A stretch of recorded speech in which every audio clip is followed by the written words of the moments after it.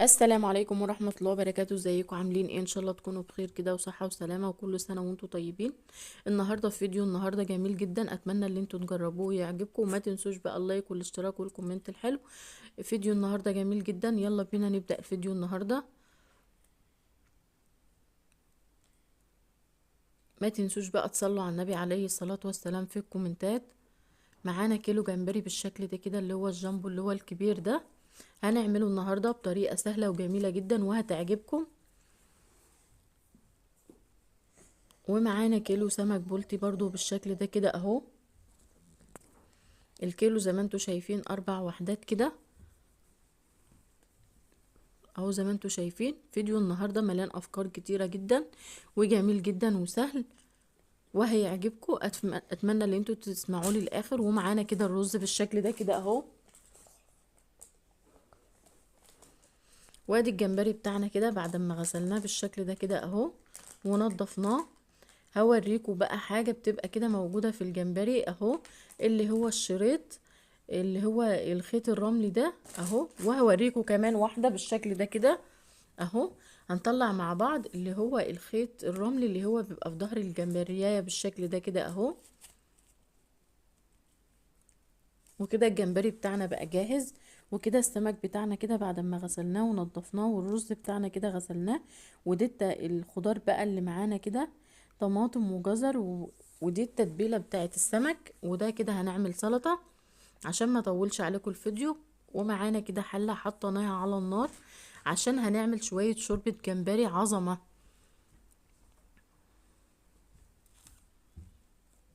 وده السمك بتاعنا كده بقى هنملحه بالشكل ده كده اهو. ملحنا السمك بتاعنا بالشكل ده كده. التتبيلة بتاعنا عبارة عن التتبيلة بتاعتنا بقى كده عبارة عن راس توم وفلفل اخضر وشوية كزبرة وشوية توابل بقى، ملح وفلفل وكزبرة وقصدي وكمون. عملنا احلى تتبيلة للسمك كده اهو. والسمك بتاعنا اصبح جاهز بالشكل ده كده اهو. وعملنا بقى شوية شوربة جمبري.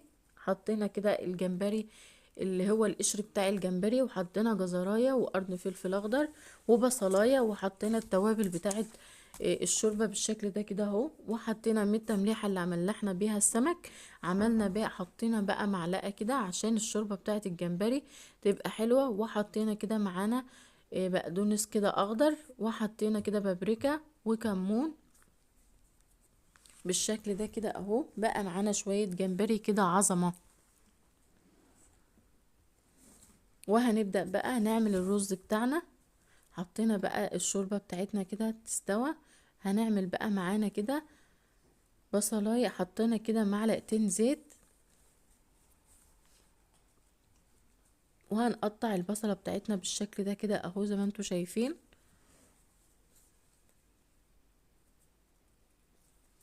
لو كنتوا وصلتوا لغاية كده ما تنسوش تصلوا على النبي عليه افضل الصلاة والسلام،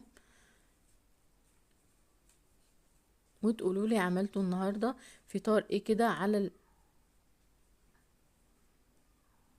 الفطار بتاعكم ايه النهاردة. والفطار بتاع النهارده عجبكم ولا لا؟ وطريقته كانت عامله ايه؟ وقولوا لي برضو انتوا بتعملوا الجمبري ازاي. وده كده بقى بعد ما البصله بتاعتنا بقى كانت اتبلت اهو. اهي بالشكل كده البصله خدت لون. هنبدأ بقى الرز بتاعنا كده غسلينه بالشكل ده كده اهو. هننزل بقى بالرز بتاعنا. هنعمل شويه رز صياديه كده عظمه.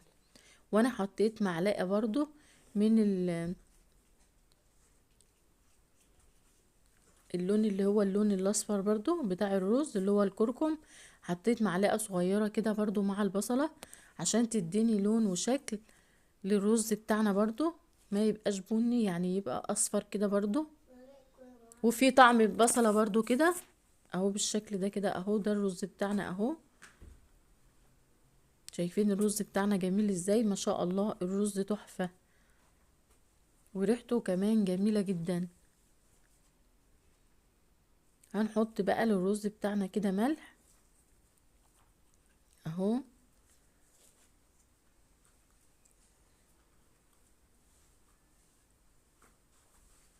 وكده معانا شوربة الجمبري بقى كده جاهزة، والرز بتاعنا جاهز. هنبتدي بقى نعمل الجمبري بتاعنا اهو. معانا كده دقيق، 2 كوبايتين دقيق، ومعانا بقى التوابل بتاعتنا الجميلة دي كده زي ما انتوا شايفين اهو. هنعمل بقى الجمبري بتاعتنا النهاردة، الجمبري بتاعنا النهاردة بطريقة كده تحفة اهو. حطينا البهارات كلها بقى كده على الدقيق، وهنقلب بقى، هنقلب الدقيق والبهارات بتاعتنا بالشكل ده كده اهو. هنديلها كده تقليبة كده عظمة لغاية لما كل التوابل بتاعتنا تتجانس كده مع الدقيق وتبقى كده جاهزة اهو بالشكل ده كده اهو. كده بقى الدقيق بتاعنا بقى جاهز، حطينا بقى عليه التوابل بتاعته. هنقسمه بقى كده على جزئين اهو.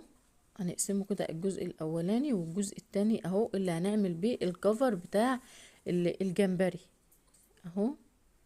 هننزل بقى بقية البهارات كده، وهنجيب بقى كوباية مية اهو. هنجيب بقى كوباية مية وهننزل بقى اهو كوباية مية، يعني كوباية ناقصة شوية كده. وهنقلب بقى لغاية لما نوصل للقوام اللي احنا عاوزينه اهو. القوام بتاعنا طبعا مش هيبقى تقيل، هيبقى كده حسب ايه ما انا هوريكم دلوقتي.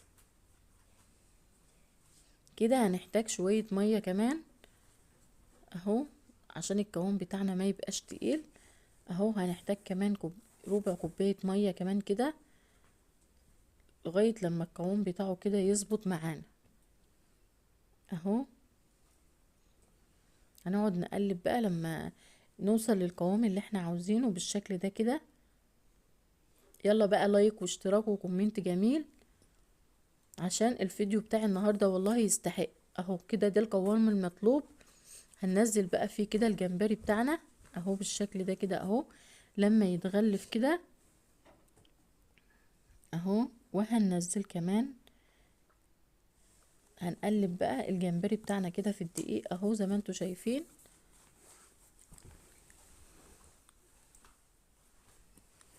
اهو. وهننزل بقى بالدقيق بقى ببقية الدقيق المتبهر معانا كده بالشكل ده كده بقى شكله كده اهو. شايفين احنا بنحطه بقى في الدقيق اللي هو ده وبننزله اهو اهو. ده بقى شكله كده بقى بعد ما عملنا له الكفر الخارجي بتاعه اهو. هنعمل كمان واحدة بالشكل ده كده اوريكم اهو. هنتك بقى عليه كده في الدقيق لغاية لما بصوا هو كده، شوفوا عامل ازاي اهو. ده الشكل بتاعه المطلوب. وده كده كمية الجمبري بتاعنا بعد ما حطيناها كده في الدقيق زي ما انتوا شايفين اهي. ده القوام بتاعها. خلصنا كمية ال... ال... خلصنا كمية الجمبري بتاعتنا كده، بهرناها كده في الدقيق. ده بقى شكلها اهو زي ما انتوا شايفينه بقى بالشكل ده كده. ومعانا السمك برضو غلفناه بالدقيق بالشكل ده كده اهو. غلفنا الجمبري بتاعنا بالدقيق والسمك بتاعنا بالدقيق. ومعانا كده 5 وحدات من الجمبري برضو مش هنقليهم، هنعملهم طبعا حاجة تانية اهو بالشكل ده كده اهو. ومعانا طماطمايه وفلفلايه، يا فلفل يعني طرنشيتين كده فلفل اخضر وبصلة. هنبدأ بقى نعمل في الجمبري اللي احنا ما غلفناهوش. هنحط كده معلقة زيت كده على النار برضو. هنحط كده معلقة زيت زي ما انتوا شايفين، وهننزل بقى بالبصل والطماطم بتاعتنا اهو. هنديلها كده تشويحة اهو. هنشوحها كده على البوتاجاز. بصوا الطريقة دي برضو جميلة جدا عشان اللي ما بيحبش الجمبري اللي هو يعني اللي احنا عاملينه ستريبس، يعني زي الستريبس كده يعني. انا عملت ده وده اهو. ادينا البصل بتاعنا والفلفل تشويحة كده. هننزل بقى بالجمبري بتاعنا اهو هننزل بقى بالبقية الجمبري بتاعنا كده بالشكل ده كده اهو، ده بقى شكله.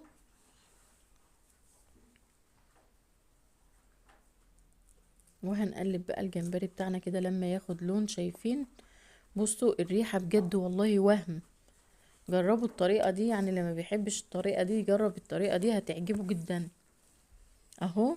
وشفتوا الجمبري بتاعنا؟ بصوا حاجة عظمة، اللي يشوفه بقى ما يقولش عليه جمبري اهو.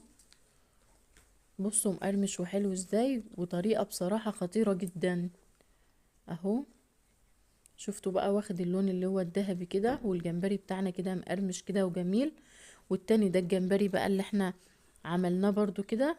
شايفين لونه؟ شايفين لون الجمبري بتاعنا؟ بصراحة كده وهم، ما شاء الله اللهم بارك.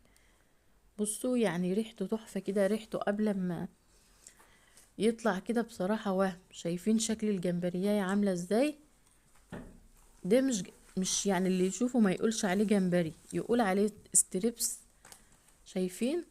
واخد اللون الذهبي الجميل ازاي بالشكل ده كده اهو. وطعمه بقى ما اقولكوش والله، اللي هيجربوا بالطريقة دي بصراحة يعني ايه هيعملوا كده على طول. تغيير كده وحاجة عظمة. هنطلع بقى كمية الجمبري بتاعتنا كلها اهو بالشكل ده. وده ما شاء الله كمية الجمبري بتاعتنا اللي اتعملت ما شاء الله. شايفين الشكل عامل ازاي؟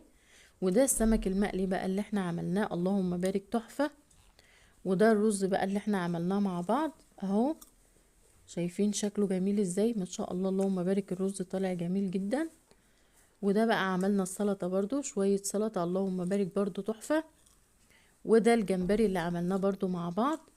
وده شوربة الجمبري اللهم بارك. شايفين الشوربة جميلة ازاي؟ وكده وعملنا معاه طبعا عصير جوافة بالشكل ده كده اهو، ومعانا زيتون. وده كان الفيديو بتاعنا النهارده، يا ريت يكون نال اعجابكم. ما تنسوش اللايك والاشتراك والكومنت الجميل، واشوفكم في